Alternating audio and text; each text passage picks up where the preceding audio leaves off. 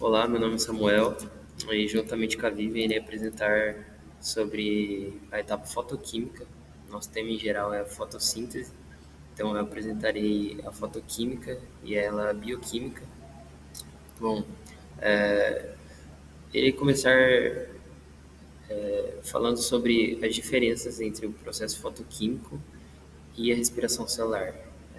A fotossíntese ela é um processo anabólico que é realizado pelos cloroplastos e converte a energia luminosa em energia química armazenada em ligações de carboidratos. E a equação dela envolve 6 gases carbônicos, 6 moléculas de água e luz, que irá originar a glicose e irá liberar oxigênio. No caso, a minha parte, eu irei explicar como funcionará esse uso da água e da luz, e a Vivian irá explicar sobre o uso do gás carbônico. Bom, similaridades entre a respiração celular e a fotossíntese. Ambas usam o fundamento quimiosmótico, que é nada mais nada menos que o gradiente de prótons. Ambas usam prótons bombeados para alimentar a ATP sintase. Então, essa é uma semelhança muito importante. É, Mecanismos de oxidação e redução. No caso, aqui ele está falando sobre carreadores, proteínas como o citocromo, então transportadores de elétrons, né? Ciclos metabólicos. Ambas possuem ciclos. A respiração celular tem o ciclo de Krebs e a fotossíntese tem o ciclo de Calvin-Benson. E agora as diferenças. As diferenças de direção de fluxo de elétrons, de energia. Bom, o que acontece? No caso da direção do fluxo de elétrons, ocorre uma diferença muito grande, pois a fonte e o destino desses elétrons também é diferente. Então, a fotossíntese ela é endergônica, ou seja, ela consome luz para reduzir o CO2 a carboidratos. A respiração celular ela oxida os carboidratos para liberar energia. E a fonte de elétrons, qual a diferença? A fotossíntese, ela utiliza a fotólise, a quebra da água para adquirir os elétrons. E a respiração celular, ela utiliza o NAD, o destino dos elétrons. Bom, o destino dos elétrons na fotossíntese é o NADPH, que é um alto, ele tem um alto potencial de transporte, né? E na respiração celular, o aceptor final é o oxigênio, ele possui baixo potencial. Bom, e agora na organela mais importante, que é o cloroplasto, ele possui 6 compartimentos, no caso, a membrana externa, que é porosa e permite a passagem de metabólitos pequenos, a membrana interna, que é seletiva e contém transportadores específicos para regularem a troca com o citosol, né?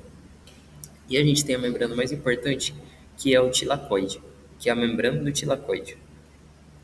É onde acontece a etapa fotoquímica, no caso, as reações de luz. A gente tem também o estroma, que é uma matriz aquosa que envolve os tilacoides. Como a gente pode ver aqui na imagem, temos vários tilacoides empilhados que formam um grânulo e a gente tem o lúmen do tilacoide. No caso, eu esqueci de falar que no estroma é onde acontece o ciclo de Calvin-Benson, onde estão presentes as enzimas. E o lúmen do tilacoide é muito importante para a fosforilação, ok? A fosforilação. Bom, e agora os pigmentos. Os pigmentos fotossintéticos. O que acontece? Os pigmentos fotossintéticos, eles compõem o complexo antena. Mais para frente, irei explicar sobre. Os pigmentos, eles funcionam como uma rede de coleta de energia, captura de fótons. Então, a clorofila, ela é a única que pode transferir um próton para um aceptor primário. Como explicar isso melhor? A clorofila B, ela transfere energia para a clorofila A por ressonância. Então, ela é um pigmento secundário. Os carotenoides, como caroteno, luteína, eles possuem a função antena, que é também transferir energia para a clorofila A por ressonância, e a função fotoprotetora. O que é a função fotoprotetora?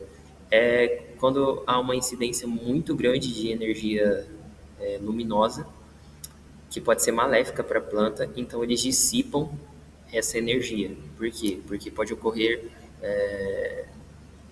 novas mutações formando espécies reativas de oxigênio, que seria muito maléfico para a clorofila. E aqui a gente pode ver nesse gráfico a margem de absorção é, de luz, de comprimentos de ondas, pela clorofila A. Por que ela é verde? Porque ela absorve somente o roxo e o vermelho. E o verde ela deixa passar, então a gente enxerga a clorofila verde. Bom, fotossistemas. A gente tem o complexo antena, que é um complexo formado pelas moléculas que eu acabei de citar, clorofila A, clorofila B e os carotenos. Eles atuam como antenas para capturar os fótons. Como explicar isso? A clorofila A ela é a principal. Então, vamos supor que eu tenho um monte de pé de limão e aí eu só tenho um cesto. Eu sou a clorofila A, então eu tenho um monte de amigos que vão pegar os limões, me dar para eu colocar no cesto. Então, é isso que acontece com a energia luminosa, com a energia que vem da iluminação. Somente a clorofila A que pode transferir essa energia para o centro de reação. Bom, o centro de reação ele é um par dessas clorofilas A, é um par especial, né? E aqui a gente pode ver os carotenoides e outros pigmentos acessórios, e eles funcionam como uma antena, como uma ampliação para maior captação de luz solar. Bom, os fotossistemas. Aqui é a cadeia transportadora de elétrons e é onde vai ocorrer a fotofosforilação. Com a incidência de luz, existe uma enzima que, que excita os elétrons aqui nessa região. O centro de reação ele capta comprimentos de ondas de 680 nanômetros, agita esses elétrons e aí irá ocorrer a fotólise, que é a quebra da água, que irá liberar 4 prótons, 4 elétrons e oxigênio. Por que a gente precisa de prótons? Porque, como eu falei, essa cadeia aqui ela depende do próton para o fundamento quimiosmótico, porque ela precisa ter muitos prótons aqui para a ATP sintase funcionar. E esse oxigênio é importante porque é importante em vários processos aeróbicos, inclusive de outros seres vivos e da própria planta, no caso da respiração celular. Esses elétrons, os prótons ficam no lúmen do tilacoide e os elétrons vão para a plastoquinona, que recebe elétrons também, que recebe prótons e elétrons também do estroma e transferem os prótons para o lúmen e os elétrons para o citocromo. O citocromo ele funciona como uma bomba de prótons do estroma para o lúmen do tilacoide e passa esses elétrons para uma proteína chamada plastocianina. E aí a gente vai... essa plastocianina ela é o transportador dos elétrons para o fotossistema 1. O fotossistema 1 ele vai receber novamente... Esse sistema é totalmente dependente da energia luminosa. Então, o fotossistema 1 irá receber a iluminação, os raios luminosos, e o seu receptor primário será a clorofila A. Esses elétrons eles seguirão para a ferredoxina, que irá para o estroma, onde acontecerá consequentemente o ciclo de Calvin-Benson posteriormente. Mas aqui a nossa função é reoxidar o NADP. Por quê? Porque ele é um transportador de elétrons e ele será usado no ciclo de Calvin, que é a próxima fase. Então, essa enzima ferredoxina NAD redutase irá reoxidar o NAD. E enquanto isso, a gente tem a liberação de prótons aqui, que irão ser usados na fosforilação aqui, que se chama fosforilação, pois depende dessa energia luminosa. Sem essa energia luminosa, não haveria quebra da água e não haveria prótons sendo liberados aqui e nem os elétrons para puxar mais prótons. Então, a ATP sintase funciona no gradiente de prótons, que ao passarem pela ATP sintase causa uma rotação nessa enzima e acontece a fosforilação. Bom, a importância da fotólise da água. Como eu já falei, fonte dos elétrons, a quebra da água, fonte dos prótons e a liberação do oxigênio. E é importante ressaltar que a enzima que quebra a água é a Oxygen Involvement Complex, que é composta por mangâncio e cálcio. Bom, a fotofosforilação e a sua importância. Bom, ela é importante basicamente por produzir energia. É muito importante, pois funciona diretamente ligada à enzima ATP sintase. Desloca ocorre o deslocamento dos prótons para o lúmen, que fazem essa enzima funcionar. Bom, a fotofosforilação e a fosforilação oxidativa. A principal diferença reside na fonte de energia que inicia o processo, que na fotofosforilação é a energia luminosa e a energia química de combustíveis orgânicos na fosforilação oxidativa. Porém, elas possuem semelhanças com o fundamento quimiosmótico, a ATP sintase é a mesma, o funcionamento também é o mesmo, que é o fluxo de prótons que causa rotação, e a gente só tem diferença na origem do gradiente e as duas são sensíveis a inibidores, né? E a relação com a gliconeogênese. Gliconeogênese é a síntese de novo da glicose a partir de precursores não carboidratados. A relação conceitual é enzimática, e a enzimática é a analogia metabólica. Como funciona isso? No caso, o ciclo de Calvin ele é como se fosse uma gliconeogênese autotrófica, que é a produção de glicose a partir de um precursor não açúcar, entre aspas, que é o gás carbônico. E enquanto isso, a gente também tem as enzimas semelhantes, que são a frutose 1,6-bifosfato, fosfatase, e a cedoheptulose 1,7-bisfosfatase também. Então, elas são reguladas normalmente em ambas as vias e realizam reações irreversíveis, né? Enquanto a gliconeogênese animal, ela recicla o lactato e os aminoácidos, a fotossíntese, ela fixa o carbono inorgânico usando a mesma lógica anabólica. Olá, me chamo Vivian e eu irei dar continuidade à apresentação do seminário. Bom, a fotossíntese ela pode ser dividida em duas fases, a etapa da fotoquímica e a etapa da bioquímica. A etapa da fotoquímica o Samuel já apresentou anteriormente e eu irei dar continuidade na fase da etapa bioquímica. A etapa bioquímica ela ocorre no estroma dos cloroplastos. Na etapa bioquímica, ocorre o ciclo de Calvin-Benson. No ciclo de Calvin-Benson, ele vai ser responsável por fixar o carbono para transformar em uma molécula orgânica. No processo do ciclo, acontecem reações que dependem da energia química em forma de ATP e NADPH. Essa energia ela é gerada a partir da etapa da fotoquímica da fotossíntese. Essa energia ela vai ser usada para transformar o CO2 em uma molécula orgânica. O ciclo de Calvin-Benson é um ciclo básico do processo fotossintético e ocorre em todos os vegetais. O ciclo possui como sua enzima-chave a ribulose 1,5-bifosfato carboxilase e oxigenase, rubisco.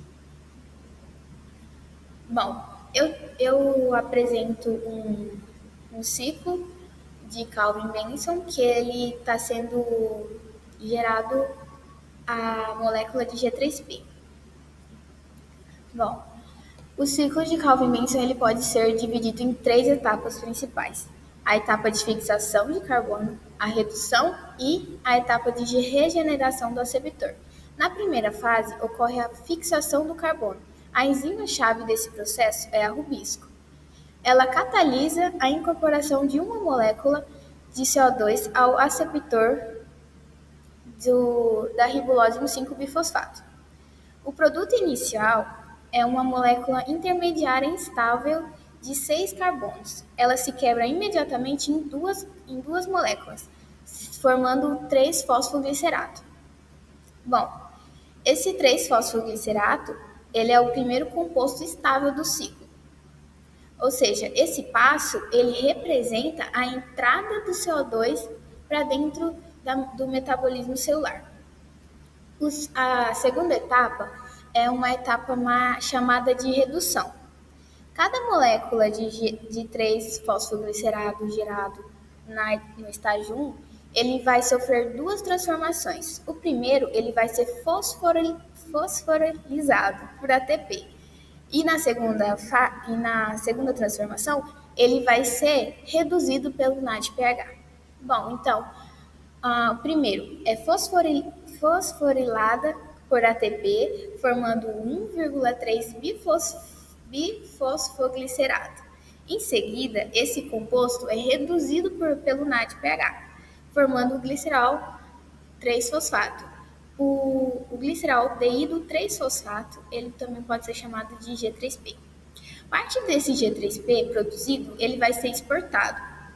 O restante que fica no ciclo, ele vai ser usado para regenerar o aceptor final.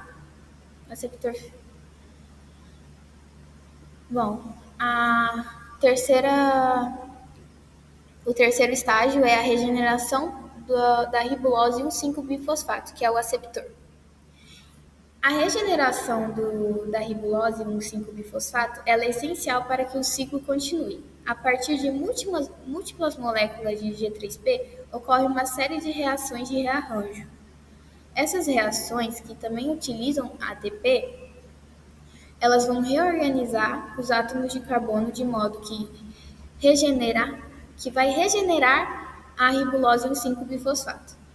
Assim, vai permitir que o ciclo possa continuar e que a rubisco também vai poder fixar novas moléculas de CO2. A enzima rubisco. A enzima rubisco, seu principal substrato é a ribulose 1,5-bifosfato, mais o CO2 ou o O2. Por que o CO2 ou o O2? Porque a rubisco ela tem a capacidade de interagir tanto com o CO2 quanto com o O2. Se a enzima ela reage com o CO2, ela vai ter como subproduto 2 moléculas de 3-fosfoglicerato. Se ela reage com o O2, ela vai ter uma molécula de 3-fosfoglicerato e uma molécula de 2-fosfoglicolato. Esse 2-fosfoglicolato, ele deveria ser descartado pela planta. Porém, existem algumas adaptações de algumas espécies de plantas que elas tentam minimizar a perda desse CO2, que vai entrar na fase, em uma etapa chamada de fotorrespiração. A importância da enzima rubisco é que ela que permite a entrada do CO2 no metabolismo, assim podendo gerar moléculas orgânicas. O custo energético do ciclo de Calvin-Benson é um custo muito alto, mas é um custo também necessário. Para cada molécula de CO2 que reage, serão consumidos 3 ATPs e 2 NADPH. Para cada 3 CO2 na formação do G3P, são gastos 9 ATPs e 6 NADPH. E para formar uma glicose, São reagidos 6 CO2 e são gastos 18 ATPs e 12 NADPH. Apesar de custoso, esse processo ele é sustentado totalmente pela fase da fotoquímica. Por isso que a etapa bioquímica depende da etapa da fotoquímica, porque ela precisa da energia gerada a partir da etapa fotoquímica. Regulação da fotossíntese pela luz. O funcionamento do ciclo também é rigorosamente regulado pela luz. A iluminação ela estimula o transporte de prótons para o interior do tilacoide, que vai aumentar o pH e a concentração de magnésio no estrônio, o que ativa a enzima-chave do ciclo. Além disso, a tiroredoxina reduzida pela luz modifica ligações de sulfetos, assim ativando enzimas como a rubisco. O ciclo ele só funciona quando a fase fotoquímica também está ativa, evitando o consumo inútil de cofatores. Na ausência de luz, vai faltar ATP e NADPH, e as enzimas não vão ficar ativas, elas vão parar o ciclo, porque é necessária a energia em forma de ATP e NADPH para que o ciclo de Calvin-Benson aconteça na etapa da redução. A luz, a luz coordena as duas fases da fotossíntese, garantindo eficiência e evitando desperdício energético. Bom, é isso. E aqui estão as referências que nós usamos, que foi o livro Princípio da Bioquímica e os Fundamentos de Fisiologia Vegetal. Então, agora falando um pouco sobre a visão do grupo sobre o tema, que é muito pertinente para o nosso curso, para a nossa área, que é plantas, né? Fotossíntese nas plantas. Bom, a fotossíntese ela é um processo de anabolismo que é essencial para a planta, pois os produtos dela, o ATP, o NADPH, que irá ser produzido a glicose que irá ser produzida na fotossíntese, eles vão ser usados, e até o oxigênio mesmo, serão usados em outros processos e até por outros seres vivos, como o oxigênio. O oxigênio ele pode ser usado na cadeia respiratória, outros processos de outros seres vivos em aerobiose, até para a gente mesmo, nós seres humanos, né?